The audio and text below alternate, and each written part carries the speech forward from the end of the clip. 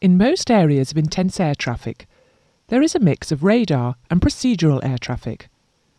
So to permit a safe flow of air traffic with separation standards tighter than procedural horizontal standards, radar separation standards have been established. The Air Traffic Control Unit is responsible for ensuring that coordination of radar and non-radar traffic is properly established. Clearly, close liaison and detailed procedures are required between radar and procedural controllers to achieve this. In order to apply the radar separation standards, confirmed radar identification of aircraft must be obtained and maintained. Non-radar separation standards are to be established if this cannot be achieved, before an aircraft reaches the limit of a controller's radar coverage. Radar separation is not applied to aircraft holding over the same point. Radar separation may be applied between an aircraft taking off and a preceding aircraft, provided that there is reasonable assurance that the departing aircraft will be identified within 1 nautical mile of the end of the runway, and that at that time the required separation will exist. Unless otherwise prescribed, the horizontal radar separation minimum is 5 nautical miles. Radar separation minimum can be reduced by an air traffic service authority to 3 nautical miles when radar capabilities permit.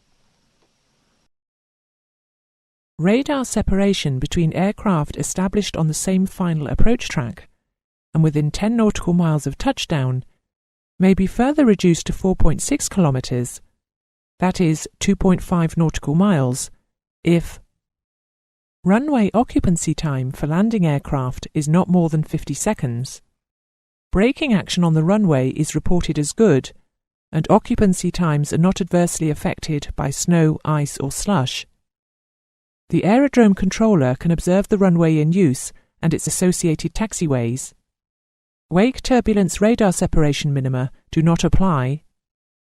Aircraft speeds are monitored and adjusted to maintain separation. Pilots and operators know the runway must be vacated expeditiously. The procedures have been published in the state's Aeronautical Information Publication, AIP. As you will remember, wake turbulence separation plays an important role in the determination of arrival and departure separation schedules. As a reminder, here are the wake turbulence separation minima for the various categories of aircraft. This set of minima will be applied when an aircraft is operating directly behind another aircraft at the same altitude or less than 1,000 feet below, both aircraft are using the same runway,